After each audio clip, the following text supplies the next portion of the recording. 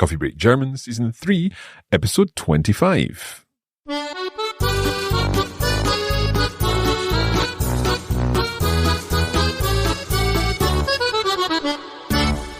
Hallo und herzlich willkommen zurück zu Coffee Break German. Ich bin Marc. Und ich bin Andrea. Wie geht's dir, Andrea? Ja, mir geht es tipptopp. Danke, Marc. Und dir? Ja, mir geht's auch gut. Sehr schön. Also, was machen wir heute? Also, heute machen wir etwas sehr Interessantes, ja? Und wir sprechen über das Partizip 1. So, the first participle?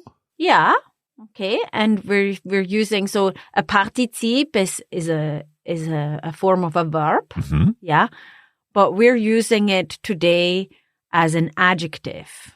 Right. So, last time we were looking at the use of the past participle as an adjective. But now this is not the past participle. No, it's the present participle. So in a sense, this would be the equivalent of what we see in English ending in ing, I-N-G. That's correct. Yes. So we're going to look at the ways in which these words can be used as adjectives. And am I right in thinking that because they're adjectives, we have to start thinking about agreements? Oh, of course. Okay, good to know. Sicher, ja. So, los geht's? Ja.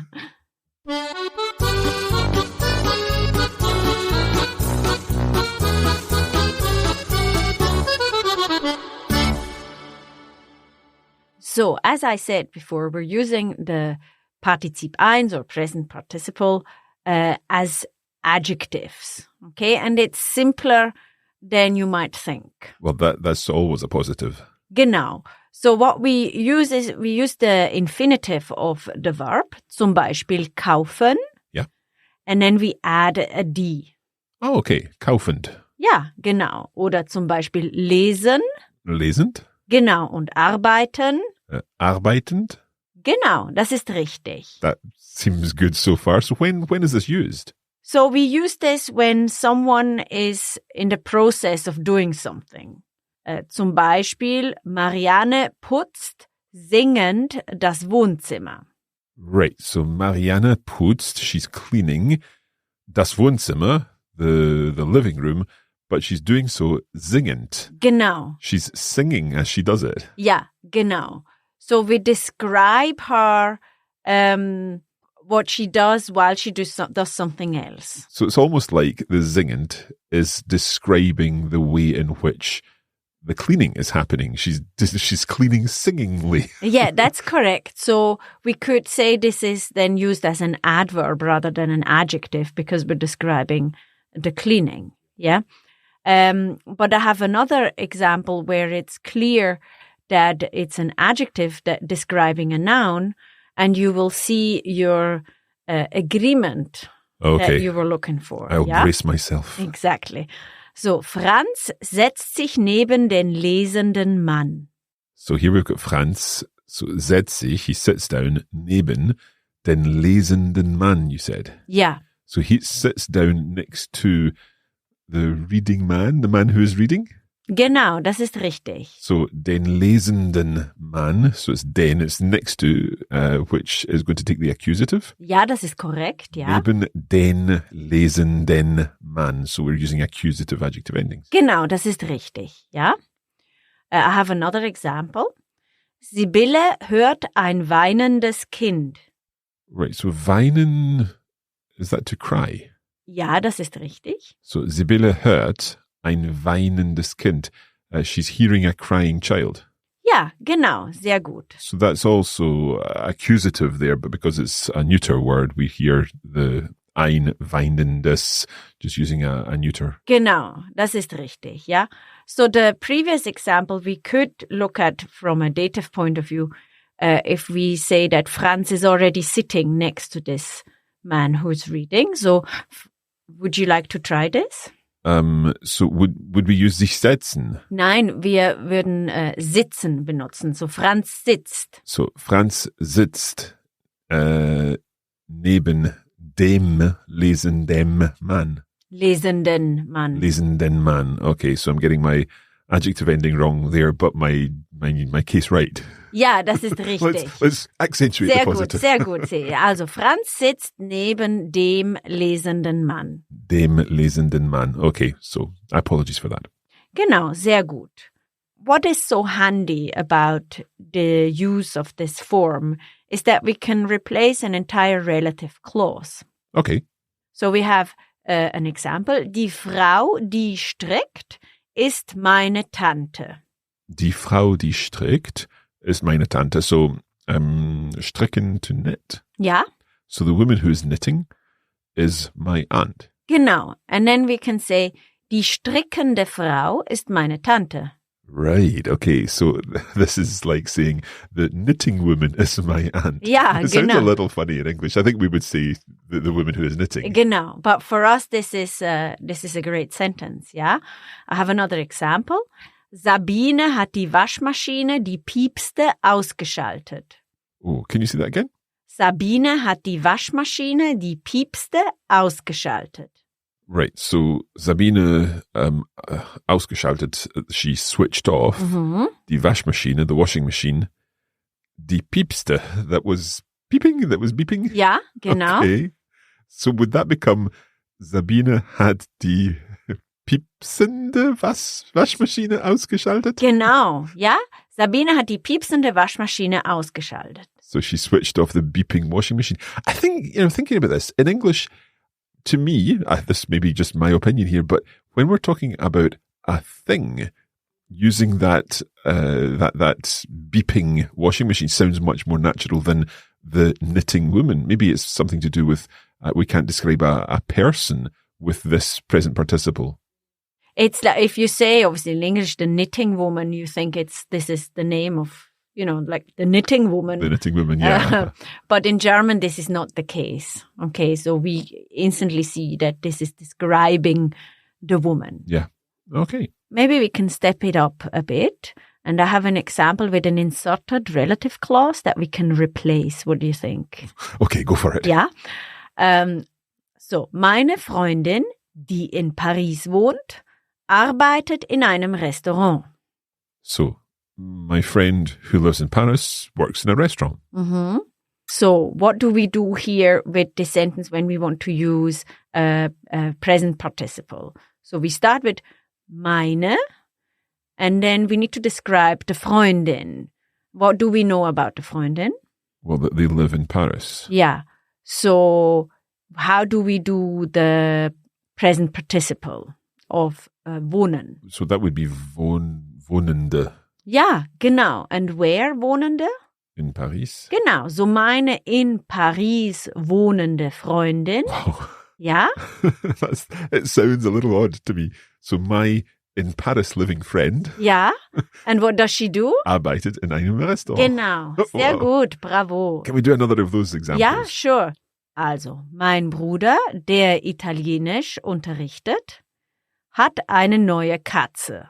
Okay, so this would be mein Italienisch unterrichtender Bruder. Ja? I've forgotten what, he's got a new cat. Ja. Hat eine neue Katze. Genau, sehr gut. Okay, yeah. So we can put lots of information into this present participle. So this is the brother with the Italian is maybe a bit of an extreme example. Okay. It's not that no one would ever say it, but we would maybe say it slightly jokingly, if we use a bit of sarcasm. Ja, der italienisch unterrichtende Bruder, okay? But sometimes when you feel that the sentence is getting a bit too long, Yep. that's normally also when us native speakers, are maybe pushing the boundaries a bit. So if I were to say, my brother who is living in Stuttgart with his new wife and new car Yes. is coming to see me next week. Yeah, we can do it.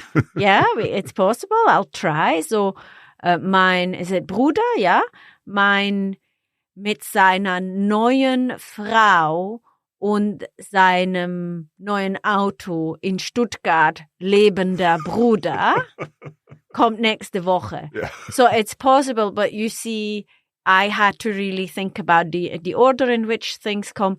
And that's basically, we can do this in writing. Yeah, when we write Okay. and we want to sound super smart.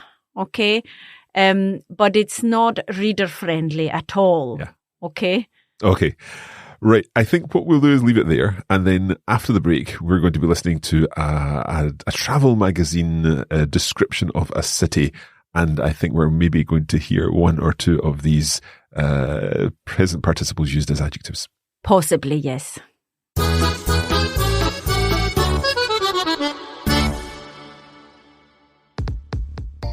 In addition to the podcast version of Coffee Break German Season 3, we're also putting together a full course on the Coffee Break Academy, where you'll be able to access bonus materials to help you make even better progress with your German. That's right. Not only will you be able to enjoy an ad-free audio version of each lesson, we'll also provide a bonus episode where Andrea will be testing us with some translation challenges based on the topic of each lesson. And of course, there are comprehensive notes and a video version of each lesson too. Visit coffeebreakgerman.com and follow the links for Season 3 there.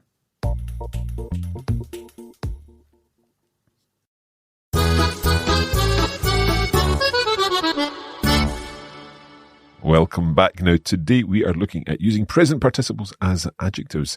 Andrea, can you outline what we can expect in this presentation that we're going to listen to? So we're going to read a little article in a travel magazine about the Zurich, and we're going to learn about what Zurich has to offer in terms of sights and food, and also what to look out for so that you don't overspend. So all in all, it's very useful, and obviously it's filled with present participles. Let's have a listen. Die an der Limmat liegende Stadt Zürich ist zwar nicht die Hauptstadt der Schweiz, aber dennoch die größte Stadt des Alpenstaates. Ein Besuch in Zürich lohnt sich zu jeder Jahreszeit, ob bei sengender Hitze im Sommer oder klirrender Kälte im Winter. Die Stadt hat bei jedem Wetter und für jeden Geschmack etwas zu bieten. Stimulierende Museen und Theater, ansprechende Ladengassen und einladende Restaurants und Cafés. Für alle, die die Natur lieben, bietet Zürich die ideale Ausgangslage. Die regelmäßig fahrenden Züge und S-Bahnen bringen sie im Nu in die Schweizer Berge, an Seen und bezaubernde Landschaften. Sie können Ihre Fahrkarten online, am Schalter oder an einem der bei jeder Haltestelle zu findenden Automaten kaufen. Aber Achtung! Zürich ist nicht ganz billig. Damit Sie keine bösen Überraschungen erleben, empfehlen wir Ihnen, Ihren bevorstehenden Besuch gut zu planen und nach bestehenden Angeboten Ausschau zu halten. So könnten Sie zum Beispiel von einem Kombi-Angebot von Attraktionen und öffentlichem Verkehr profitieren, mit dem Sie die anfallenden Kosten etwas reduzieren können. Bei schönem Wetter lohnt sich auch ein Picknick am Ufer des bezaubernden Zürichsees, von wo Sie die schnatternden Enten und die vorbeifahrenden Schiffe beobachten können. Holen Sie sich einfach ein belegtes Brot und etwas Süßes aus einer der wohlriechenden Bäckereien der Stadt und setzen Sie sich an den See. Was Sie sich nicht entgehen lassen sollten, ist ein brodelndes Käsefondue auf dem Uetliberg, einem der die Stadt umgebenden Hügel mit atemberaubender Aussicht auf die ganze Stadt. Der Anblick der schimmernden Stadt wird Sie auch für den anstrengenden Spaziergang von der Bahnstation zum Gipfel entschädigen. Also, gute Reise!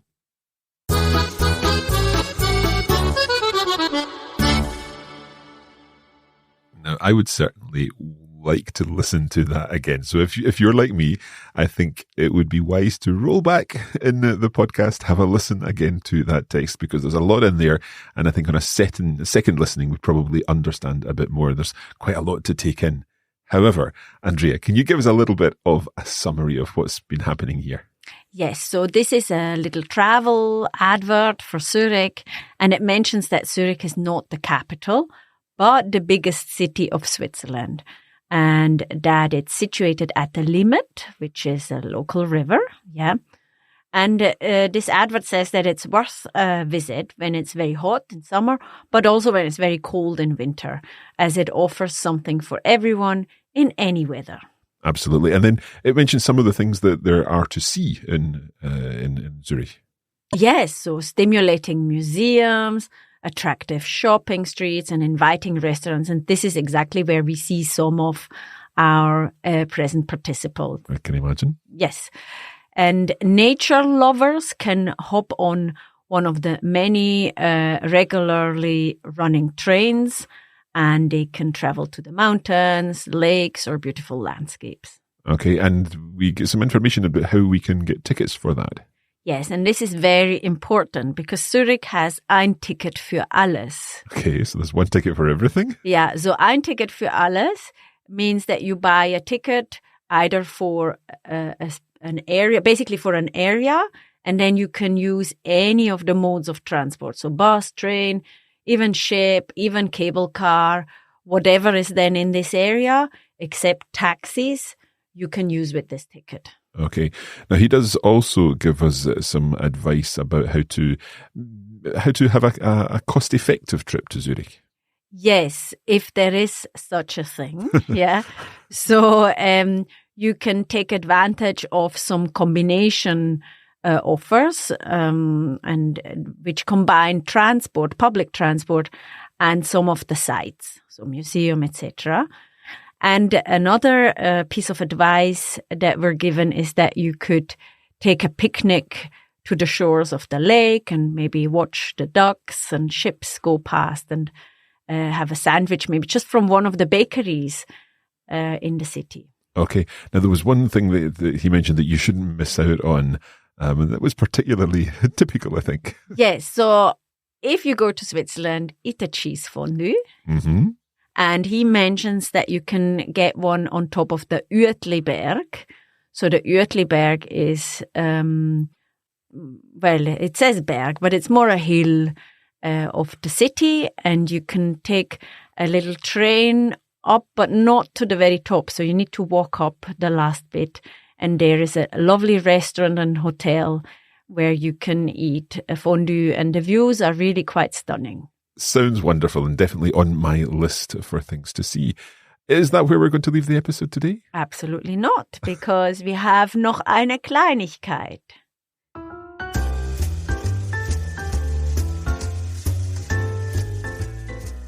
So today our Kleinigkeit is tying in with the grammar topic, and it's a proverb: Schlafende Hunde weckt man nicht. Schlafende Hunde. So these are sleeping dogs. Ja. Weckt man nicht. One doesn't waken. Ja. Or sleeping, let sleeping dogs lie. Genau, das ist richtig. Ja, so it's the same thing, you know, and we have here schlafende Hunde, that's our present participle. But it's, yeah, you know, don't disturb. Yeah, don't disturb dogs. the peace, okay? Yeah. Okay, excellent. Well, that is where we're going to leave this episode of Coffee Break German. We hope you've enjoyed it. Of course, there's more. We'll be going through our travel review on Zurich in detail in our bonus episode. And you can also enjoy our translation challenges and the video version of this lesson. And all that is part of our Coffee Break German Season 3 course. You can find that on the Coffee Break Academy at coffeebreakacademy.com. Ja, das war hoffentlich nicht eine zu anstrengende Lektion. It wasn't a too tiring lesson. Genau, richtig, ja. Hopefully not. We'll be back again soon. Also, bis zum nächsten Mal. Bis bald.